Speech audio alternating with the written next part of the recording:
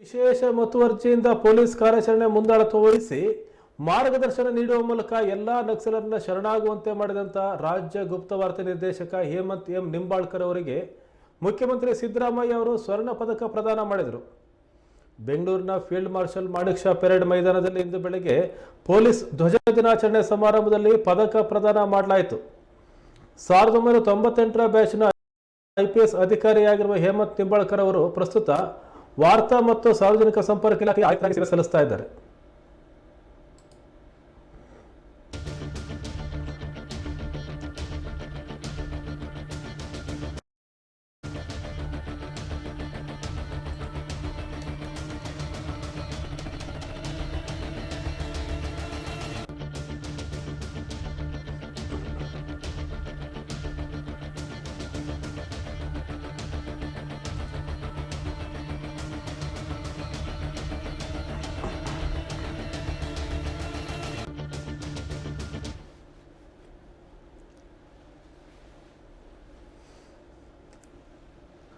ಕೆಲ ದಿನಗಳ ಹಿಂದೆ ಕರ್ನಾಟಕದಲ್ಲಿ ಕಾರ್ಯಾಚರಣೆ ನಡೆಸ್ತಾ ಇದ್ದಂಥ ನಕ್ಸಲರು ಪೊಲೀಸರು ಮುಖ್ಯಮಂತ್ರಿಯವರ ಎದುರು ಹಾಜರಾಗಿ ಮುಖ್ಯವಾಹಿನಿಗೆ ಸೇರ್ಪಡೆಯಾದರು.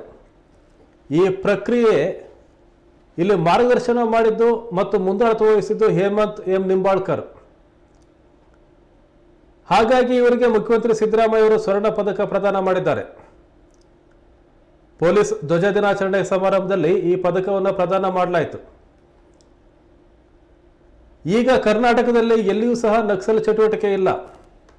ನಕ್ಸಲ್ ಶರಣಾಗತಿ ಮತ್ತು ಪುನರ್ವಸತಿ ಸಮಿತಿಯ ಸದಸ್ಯರು ಹೇಮಂತ್ ಎಂ ನಿಂಬಾಳ್ಕರ್ ಅವರು ಹಾಗೂ ನಾಗರಿಕ ಸಮಿತಿಯ ಹಲವರ ಸಹಾಯದಿಂದ ಕರ್ನಾಟಕ ಈಗ ನಕ್ಸಲ್ ಮುಕ್ತ ಆಗಿದೆ. ಇದಕ್ಕೆ ಪ್ರಮುಖವಾದ ಕಾರಣ ಆಗಿದ್ದು ರಾಜ್ಯ ಗುಪ್ತವಾರ್ತೆ ನಿರ್ದೇಶಕ ಹೇಮಂತ್ ಎಂ ನಿಂಬಾಳ್ಕರ್ ಅವರು. ಅವರಿಗೆ ಮುಖ್ಯಮಂತ್ರಿ ಸಿದ್ದರಾಮಯ್ಯ ಅವರು ಸ್ವರ್ಣ ಪದಕವನ್ನು ಪ್ರದಾನ ಮಾಡಿದ್ದಾರೆ.